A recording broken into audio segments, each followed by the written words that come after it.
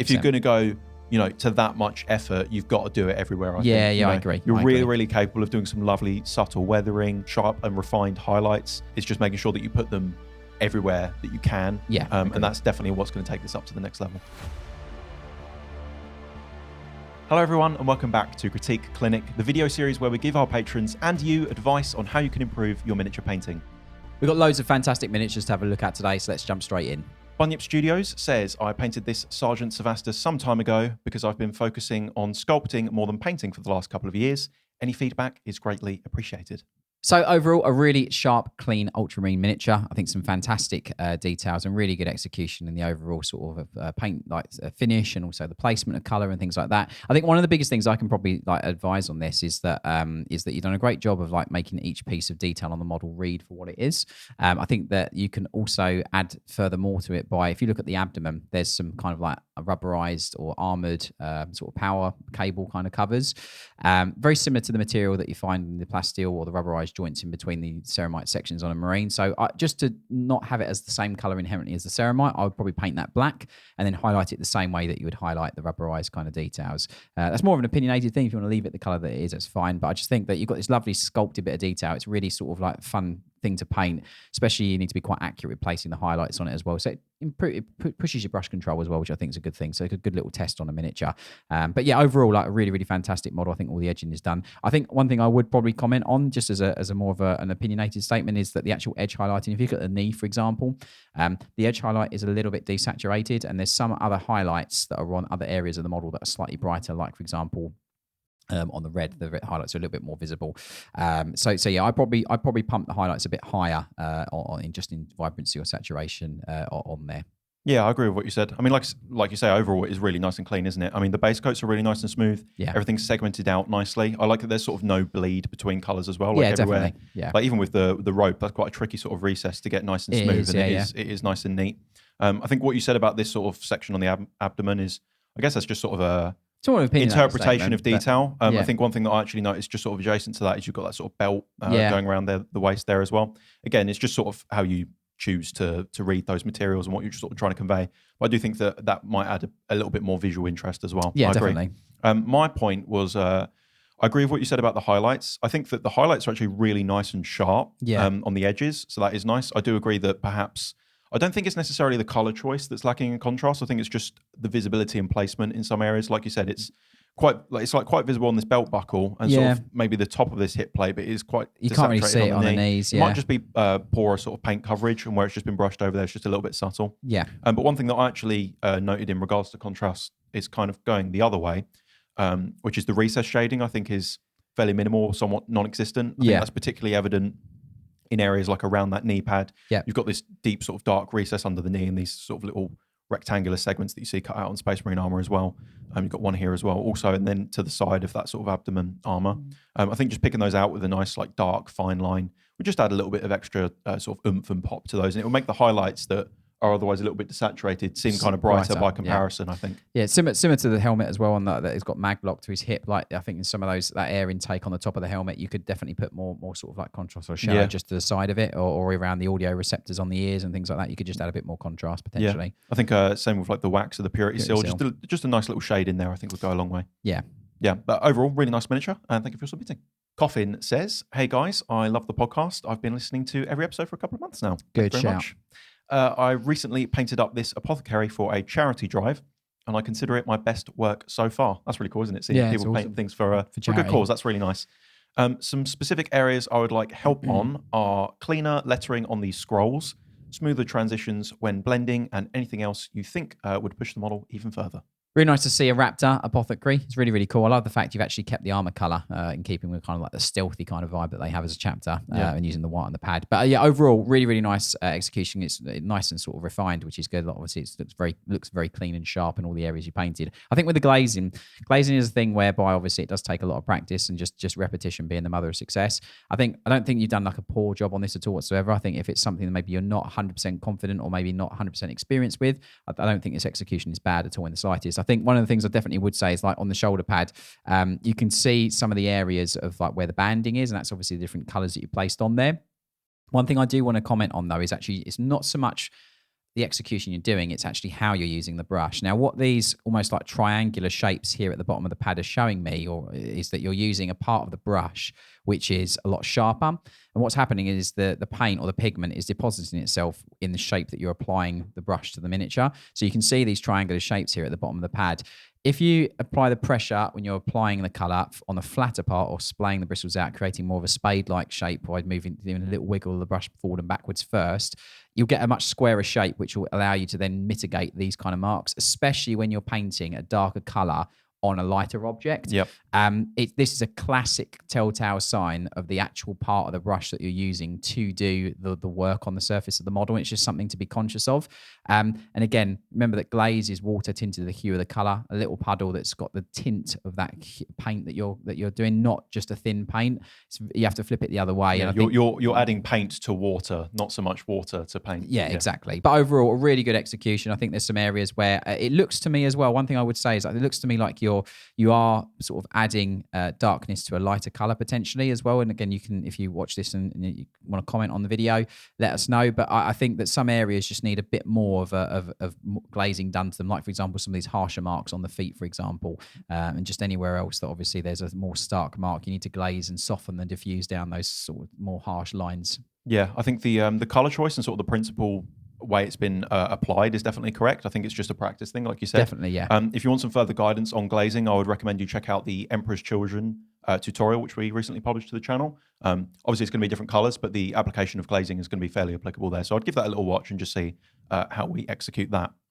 Before we jump into the other thing which you wanted feedback on, being the scroll, I just wanted to give you some kudos on the effect that you've done on the camouflage sort of waistcoat here. Awesome. I think that's really cool. And I like how the texture of that really nicely matches the basing. Yeah, it's great. So I haven't really got to do too much sort of interpretation with my eye to think about what sort of environment he's in. I can very clearly see that it's trying to blend into the floor, which is really cool. So in regards to the scroll, my biggest tip for painting name scrolls in general, first of all, you've done a pretty decent job of this. So you know, you're definitely very close to getting this really nice and sharp. My tip for painting scrolls is always paint the scroll one solid base color and then do all of the lettering. Don't worry about shading the parchment. Don't worry about highlighting the parchment, because you need to do as much as you are adding black. You're also going to be doing a lot of cleanup, because it's very, very hard to paint letters perfect first try, like with a brush. It's not a pen at the end of the day. Like, you can't just draw perfect M on there and that's just it. So what I can see here is the right side of the letter here is just a little bit thicker than the left. Yeah. What I do at that point is go back in with that base color. That's why it's nice to not cut into it, to not shade it first, because you can cut in and you can get them a nice sort of even, line weight and sort of font size, so to speak. And what I would say as well is try and paint kind of from end to end. So with this scroll, for example, I would paint the M first and then the S, and then I would do the O, and then I would do the I, and sort of go back and forth. And you're sort of segmenting your letters out. That way you don't get to this scenario where you either haven't filled up enough space or you maybe didn't leave enough room for the R because you thought it would be the same width as an I. Exactly, yeah. It's really difficult. And also do take into consideration number of letters in the word that you're doing. I as a golden little sort of mid-episode hack, if you want to call it anything, choose a word that maybe has like an odd number of letters. And the reason, I know Georgia said obviously start with the first letter and do the last letter, which is a good way of doing it. That's really great if you have even numbers in the word, because then you'll section it two clumps, if that makes sense, that word. Whereas if you're doing like a 5-letter word, you can paint the center one. Paint the center letter first, and then you can balance it quite nicely that way. So the way that you approach it, it's not just in the execution, but it's also how many letters it's got. It's something to take into consideration. Yeah, definitely. Like I said, I'll just be mostly mindful of the fact if you haven't got to get the letter perfect, you're going to be doing a little bit of back and forth with the parchment color But that's a great way to refine the letters. It's a really good tip. 100%. I mean, any of the scrolls that I've ever done, I promise you, it's not been painted on perfectly first try. So hopefully that helps you out. But overall, really nice miniature, and thank you for submitting. We look forward to seeing what you do next. Alex says, looking for some feedback on this face. Seeing it now, I'd probably extend the point highlights to the other side of his lips and chin. Not sure if I've been looking at it too long or if there's something else I'm missing, but always looking to improve my faces regardless. Faces are always difficult, and you're quite right. When you've been looking at something for such a long time, it's quite hard you need to have a fresh eye break, definitely, especially when you're doing faces, more so even when you're doing eyes as well. But I think you've done a great job. I think that it reads really nice as a face. I think there's some things, obviously, we can advise a tweak on it, definitely. One of the things that I think stand out for me is, well, two things. Number one, you haven't done like the only way is Essex style bright white teeth. I think that's a great thing to start off with. I think like having them slightly desaturated just makes them look more readable. He's not gone for like a sort of teeth job or anything at all whatsoever, which is quite good. Turkey teeth, yeah, I think he hasn't gone for that, which is good. If they do look a little bit too bright, you can always glaze over with a bit of grey, or for example, like a yellowish kind of like mustardy kind of tone, just to sort of like tint them a little bit different, which is quite good. I would always say to kind of start with an off-white with teeth. Definitely. Because it can help the eyes stand out a little bit more as well, the whites of the eyes, I find. Yeah, especially, and if you do go too bright with like the eyes and the teeth, it kind of gives it a bit of a crazed kind of look as well, you know. One thing definitely to touch upon is also the lips as well. Now, obviously, most heads don't tend to have upper lips sculpted, but the bottom lip is sculpted on some heads. Yeah. With this, I definitely would recommend, you've kind of highlighted them the same highlight tones as the skin color. And there's nothing per se wrong with that. It still reads as a face and looks good. However, when you look at real faces, the lips tend to be a slightly different tone to the overall skin complexion. It's more red and pink tones, isn't it? So again, it's a hard one because you don't really want to be painting like pink on the face because it looks like lipstick and all that kind of stuff. So I kind of would recommend a color like Bugman's, which has got like a reddish, almost terracotta kind of tone to it. And it provided your kind of like your recess shading hasn't got too much of a red property in it. It will make the lips defined as a different tone compared to the rest of the face. And if you've really got the sort of brush control, you can then go in, and a good thing to do is to paint little striations on the lips as well, just to break up that tone, and it makes it read a bit more read differently to the rest of the flesh. Yeah, I agree. The other thing that I wanted to point out is in regards to the shading, really nice and smooth on the forehead and underside of the cheeks. A little bit of sort of like 5 o'clock shadow almost going on there. I think that looks great. I think that the sort of smile lines and sort of creases either side of the nose, I think they're just a little bit too wide. I think that the actual sculpted detail on this Space Marine face is very, very fine. Yeah. And those recesses are quite deep, but they're fairly narrow. Yeah. And I think that these are maybe like sort of spilled out onto the sidewalls a little bit too much.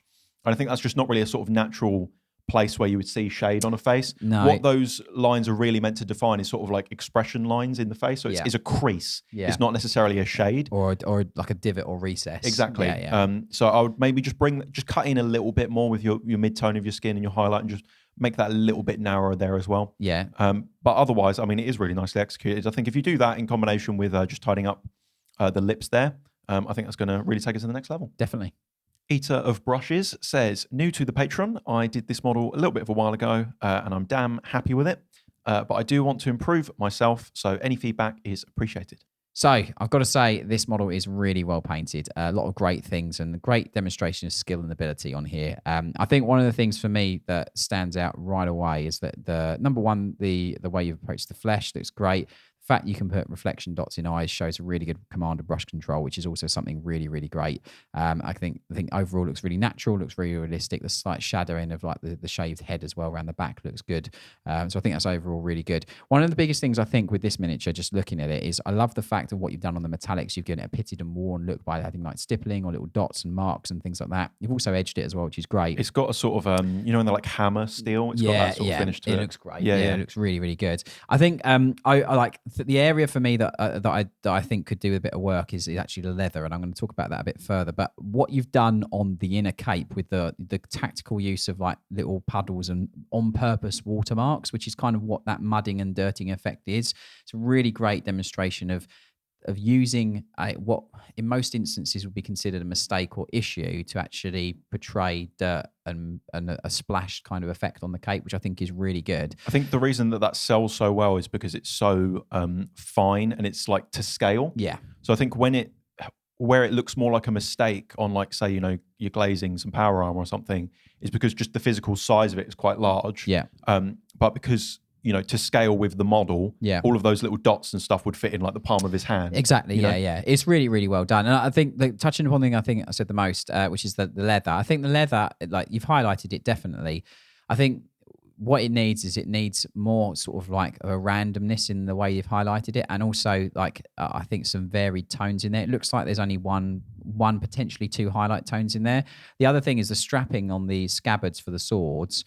It looks good, but that has more weathering on it, or more of a leatherized effect on there than the boots, which are directly in contact with the ground. Plants, tree stumps, rocks, all these things would kind of like interact with those boots. And I also think, and I also think like what you've done with the puddling on the inner cape, I think you could do that with some darker tones, so darker puddles on the boots. If you think of like suede or even leather boots, so after some time, if it rains or you step in a puddle or whatever the case may be, you spill a drink, you get little stains and marks on there. And I think that you could really do exactly the same thing with the selling of the material as you have done with the cape, but with the boots, which arguably would have more of a wear on them than potentially the straps on the scabbard, in my mind. I think it kind of breaks the immersion a little bit because you've got, worn cloth, worn armor, worn straps, brand new boots. Yeah. It might have just bought them. You never know. Like, it might have just bought them. Perhaps, yeah. But one thing I really wanted to commend you on is this free-handed sort of key line around the cloth. I think that really elevates the piece a lot. It's a simple thing to do, but it looks really nice. And it's even sort of got, again, that's kind of weathering to it. It looks really, really clean. Really, really good. Really nice overall. I'm struggling for negative points on this, entirely being honest. Yeah. I think if I was it's opinionated comment on anything, I think the highlight stages on all of it look great on the miniature, but I think the base may be a little bit desaturated. Which again could be a stylistic choice. You could maybe want the environment to be a lot more darker or sort of dingier, so then model is boosted a bit more in vibrancy compared to it. But I think it's a little bit of a continuity thing though, because you've got a lot of highlights on the rock and on the skull, but this sort of like dead piece of kind of wood. Yeah, it doesn't read as wood to me, and I think you could be quite clever with glazing some greens on it to add like that mossy kind of like tone on there as well. I think you could do that. The same sort of thing you've done on the inner cape, but on the wood as well. So I think for me this is it's not really an issue of skill. It's just kind of distributing all of your efforts evenly to every part of the miniature. Correct. Yeah. 100%. So if you're going to go, to that much effort, you've got to do it everywhere. I think. I agree. You're really capable of doing some lovely subtle weathering, some really nice sharp and refined highlights. Everywhere on the miniature. Is just making sure that you put them everywhere that you can. And that's definitely what's going to take this up to the next level. 100%. But overall, fantastic miniature. Thank you for submitting. Bruh Moment says, this is my first ever attempt at implementing non-metallic metal into my painting. I think it coincides with the volumetric armor style very well, and I'm happy with the result. I'm always looking to improve. Overall, this model is really cool. I'm going to try and remove any bias here, but yeah, really, really great miniature. I think you mentioned specifically volumetric, and I wanted to talk about that first and foremost. I don't think what you've done with the volumetrics is wrong per se, in the sense of how you've actually tried to approach it. I think it shows a lot of understanding of shapes and how light interacts with them. I think one of the things that the model does demonstrate is a bit of inconsistency with continuity, and I'll explain a little bit further about that. So really quickly here on the leg, you've got obviously a lovely volumetric bloom highlight on this sphere here. You've got a lovely, almost like a line highlight on this cylinder here, correct? And you've also got that same volumetric bloom here on the top of this almost like ball-like ankle joint. The problem is that this upper foot plate here is essentially a cylinder laying down, and what you've not done is you've not carried on the highlight in the line highlight down here, diagonal from it. That's what I spotted. It's flat. So this does not have the same continuity of lighting as the rest of the object. Same with the toe. You've got a bit of a brighting on the toe here as well. You just need to basically make it consistent with the way that the shapes interact with light. Other than that, though, your approach looks really good. Yeah, that's a really good point, actually. Just that continuity thing. But overall, though, like you said, like it's actually very, very intricate, the volumetric shading in this. So I think you're definitely capable of that with the airbrush there.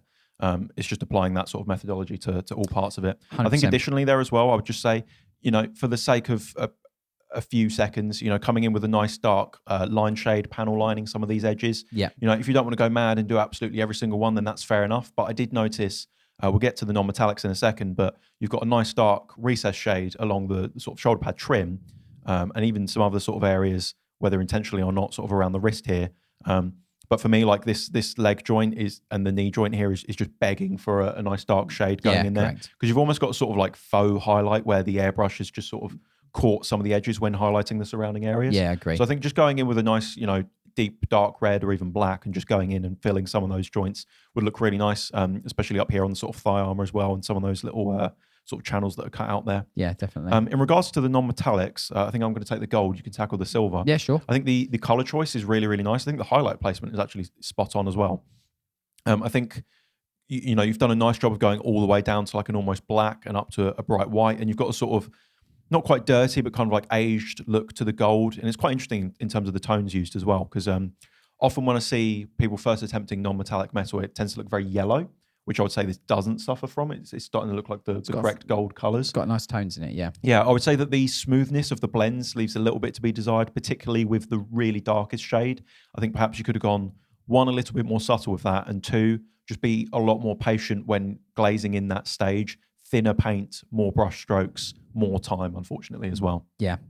With the silver, I always say that like your job as a painter is to trick the eye of the viewer to make them believe it's a material, what it is. I don't think the silver really reads as silver at this point, and I think that's because when you compare the two materials next to each other, you've got the gold to the left of the gun, which has got loads of like vibrancy, loads of tonal variance in it. You've got quite a few tones and things in there. You've got obviously a quite high, bright highlight. You've got quite a dark tone on there as well. The metallic doesn't seem to have that.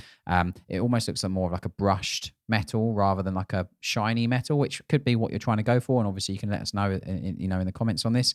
But I personally would, if you're making it look like metal, make all the metal look consistent across the model, just so then that way it in the way that it interacts with light, it's very similar, if that makes sense. Yeah.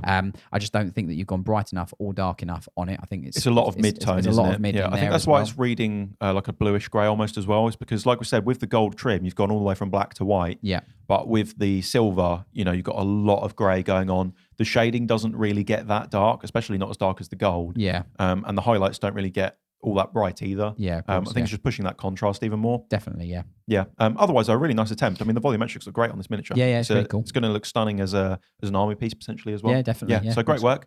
We look forward to seeing what you do in the future. Thank you for submitting.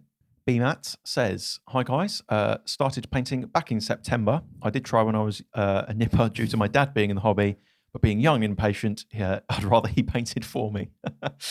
This was my first orc I've ever attempted. Not sure if that was foolish or not, because I'm planning on using this guy for a competition in May, and that'll be their first competition as well. The base was a last-minute idea I had when my dad found his old metal bits from his loft, which is where I got the cowering human from. So I don't think you've been foolish to choose an orc. I think it's a great model, especially if you've never painted one before. They're really fun models to work on because they have lots of different materials, lots of character, lots of personality, which this one really, really has. I really love the blade. I love the sort of like subtlety to the bluish tone on that metallic. I think it looks really cool. And I love the fact you've used really subtle orangey and brown tones around like some of the lugs and things like that to add like almost like a metallic kind of like subtle weather into it, which I think is really nice. Complements the colours nicely. It does. It's fantastic. I think the bone looks good. I think the giant skull on the shoulder looks really interesting. Like really, I love the tones and things you painted on there. I think that's really well done. I think probably the bloodletter head on the other side or the bloodletter skeleton, I think I could do with a bit more highlighting personally. I think obviously it's a different tone of bone on there, which it could be what you're going for, definitely. But I think it might be like trying to go for a more weathered look, but to me it just looks a little bit rougher in terms of the finish. Yeah, I agree. I think that if it had a similar sort of tone, or similar tone, it didn't look as rough as it does, I think it would just balance the left and right of the model a bit better. Again, that's just an opinionated statement. There's nothing per se wrong with it. No, for sure. When I say rough, by the way, I mean like just sort of the actual smoothness of the transitions and the blends, particularly that sort of darker shading, because it is quite soft over here. Yeah, it is. It just looks a little bit... it's got like some pinky tones in it. Yeah, it just looks a little bit harsh, I think. Yeah. Perhaps on the tusk, it's a bit smoother as well. Yeah. The flesh on the model looks really great, by the way, and I've got to say it. I think what you've done with all like the different tones, like the pinks and sort of tan colours on the skin and looks great on the hand, doesn't it? Looks fantastic. Looks really good. So well done. And overall, I think the model is really well executed. Yeah, I think just a point, like James says, it does look fantastic. I think just a pointer of maybe something that could potentially improve it just a little bit further. I would potentially add some different types of weathering to the armor panels. So you've got this sort of like, edge highlight, kind of like rough, crumpled kind of look to the metal, the way it's been slapped together, which I think works great. I think that due to the color choices on the miniature overall, some rust effects or just some dirtying would look great as well. You could use some orange tones to really complement the sort of teal blue of the armor. Yeah. Particularly around areas like the rivets and the sort of joints. I think that, doing a recess shade with a warm orangey brown would actually look really cool and give you some contrast value rather than just having that sort of dark line shade, because it is really cleanly done. Yeah, it's really well done. It's just adding a little bit more visual interest. I think do it subtly. Very similar to the axe. Yeah, similar to the axe. You're complementing those color tones. and particularly with the basing as well, there's a lot of sort of browns in there. So I think just doing some, some orange rust or something like that, subtly, don't want to go over the top, obviously, because it's fairly weathered already. I think we just add a little bit of extra visual interest. Yeah, and you don't have to do it on every rivet or every join bit. It can be, again, it's orcs throw their stuff together, they're not really, they're not wearing their best tuxedo to the party, so like you can go a bit crazy with like adding it in various places. And I've got to say, great use of the cowering human for the footstool. I think that's a great little addition, really quirky, and just adds a bit of interest to the model. So well done. Yeah, really nice piece. Let us know how you do in the competition. Hopefully that you can take those bits of advice on board, maybe improve the next one as well. Bats655 says, hi there, I'm looking for some feedback on this model. I've been a general hobby painter for several years, but I'm now looking to step things up and focus on progression rather than just doing the same thing. We love to see that. Here's a tester model for a warband. I'm looking for some advice on colouring or improvements of the scheme before painting the rest of them. This is a fun one, isn't it? It's nice to see some... is this like from Trench Crusade? It's Trench Crusade, yeah. That's really cool. It's nice to see some different stuff rather than just Warhammer all the time. I mean, the vibe of this is fantastic, isn't it? It definitely... screams Grimdark. Definitely looks the part, doesn't it? I really like the use of the weathering and the placement of that on the jacket. You can really tell that he's, trudging through nice muddy trench, it really sells the effect. About to fight off some demons. Great, yeah. So you said about colour scheme, and I want to say it's like, even though it's not directly a yellow, the mustardy kind of tone of the jacket works with kind of like the denim of the trousers and the red of the helmet. So you've kind of got like a primary colour triadic split on this, which I think works really, really nicely. And you've got a splash of yellow just on the back of the hand on that. Looks like an armour plate or something on the back of the hand. So looks really good. I think for me, just a few things I think that would help obviously push it a bit further is really starting to make the eye read things as certain materials. So like, I think the metallics, I know it's obviously a Grimdark model. I get that totally. But I think you could basically go for the metallics. You've done like a coppery kind of like colour on top of the gun. I probably personally would have gone for like a silver on there, because then it allows me to scratch it and weather it and just to really make that read as a metallic thing.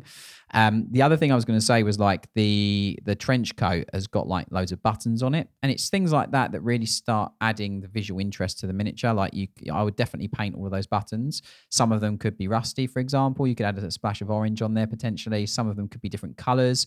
He might not have access to like brand new clothing all the time, so he might have sewed some extra buttons on from somewhere else or whatever the case may be. So I think adding interest in those areas is also really good. Yeah, I agree. I think in regards to one thing that I mentioned out as a positive was the weathering, but just in regards to continuity, I think the helmet should potentially be a little bit more scratched up and beat up as well. Yeah. Because to me, this, the vibe and aesthetic is that, he's been fighting in this trench, he's getting beaten up by the environment and the enemies that he's fighting, but he's got like a brand new shiny helmet on. Yeah. For me, that it's a nice contrast value and it makes it stand out a little bit more. But for me, I would have gone in with just, even if you want to be subtle with it, just some fine, metallic chipping or something like that. Yeah, that'd be great. Even just dirt, I think something like that would really help sell it just a little bit extra. Definitely, yeah. As we said, though, really fantastic miniature overall. I think it's going to work fantastically well as a warband. Maybe just some little extra details and things that you can pick out on those other models. But do feel free to send us some pictures in the Discord of the finished warband. We would love to see it. Can't wait. Dwarf Goku says, hi all, I just joined the Patreon after listening for the past few months. Found your emphasis on intentional, focused practice when painting to produce significant improvements on my own models. That's great to hear. I found myself really struggling with highlight placement on the scaled skin. I ended up halfway between trying to edge highlight each scale while trying to treat the model's entire back as a surface to volumetrically highlight, and it ended up looking less neat than I wanted. As a result, I'd love some feedback on how to approach highlights where so many edges are in more shadowy areas of the model. So I think it's a really cool model, really awesome older miniature, which I think is great. I absolutely got to say it first and foremost, I love what you've done on the axe head. Yeah, that looks great. It's great. That like almost like jade marble-esque kind of like sort of material. Just reads really well. The way you've highlighted the edges and just added some real texture to it is really great. So well done on that. Regarding your question about the scales, it's quite an interesting one because obviously you've said about edge highlighting all the individual scales and also a volumetric. So they kind of conflict with each other a little bit. Obviously, fully edge highlighting everything is not per se a realistic way of making things look, whereas obviously volumetric is. So if you want a bit of a hybrid of that, I'd obviously airbrush it volumetrically, so obviously has darker lower portions or undersides, brighter obviously as it gets to the 12 noon or from above.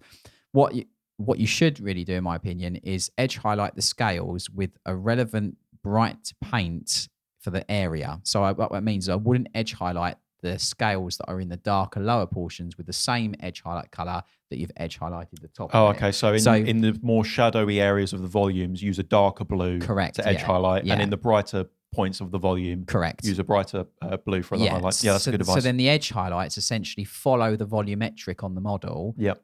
But they're still edged, and that's the way that I would approach it. But I think, overall, you've done great. Yeah, I agree. I definitely agree with what you said about the axe. It looks really, really phenomenal. I think in regards to the scales as well, I think potentially went a little bit too dark with the shading. And I think that's in part why it looks a little bit less clean, because it kind of almost gives like a sort of dirty kind of finish to it, almost a little bit. I mean, he is a big ogre goblin or whatever he is. But I think I would have gone with a much brighter blue, still darker than your overall mid-tone. Yeah. But just something a little bit further away from black, because I think it's just a little bit too dark, because they're fairly shallow recesses. Yeah. Scales aren't these really deep grooves. They're not going to have really crazy harsh shadows. Yeah, correct. It's just light texture on the surface. I know that when they're on a sculpted miniature, they can be exaggerated a little bit purely for the sake of painting to make them easier for, the hobbyist. Yeah. But I think trying to combat that a little bit, maybe go a little bit softer in your color choice there. I think that would have helped a little bit as well. And then also in that regard, it would have helped the volumes maybe stand out a little bit more. Definitely, yeah. I'll just throw in a couple of little bits on this. I think with regards to sort of like the teeth and the eye and the ear, I think all those colours read very similar. Mm-hmm. And I think obviously they're different things there. You've got like a soft in-ear, obviously material. You've obviously got the eye, you've got the teeth, which is a harder material. I think you could really be, you could push this further by adding some different tones to that. So the teeth, again, you could glaze some maybe sepia or yellowish tones on there. So it's probably just brush his teeth very often. So, Or even like we saw with the orc that was previously showcased, there was some pink sort of tones. Correct, I think doing something like that on the ear for like the flesh areas. They're great. I'd even probably recommend as well, just as a bit more opinionated, if it were me painting this, I might paint the eye yellow, for example. So it's framed by that lovely rich blue. You've got some little details on the stomach, like some boils and things like that, and spots. You could put colours on those as well to just add interest to those. Just using the sculpt and just bringing those little details to life as well. We're just making each of them read independently from each other. I think will really add a lot to the miniature. Yeah, overall though, really cool piece. Nice to see some retro stuff as well. Hopefully those tips point you in the right direction, and we look forward to seeing what you paint next. Well, a massive thank you to our patrons for submitting for this episode of Critique Clinic. If you'd like to get feedback from myself and James on a future episode, check the link in the description of this video. You'll find a link to our Patreon, and over there you'll also gain access to hundreds of high quality PDF and now video tutorials, which we update every single month. Otherwise, massive thank you for watching, and we'll see you in the next one.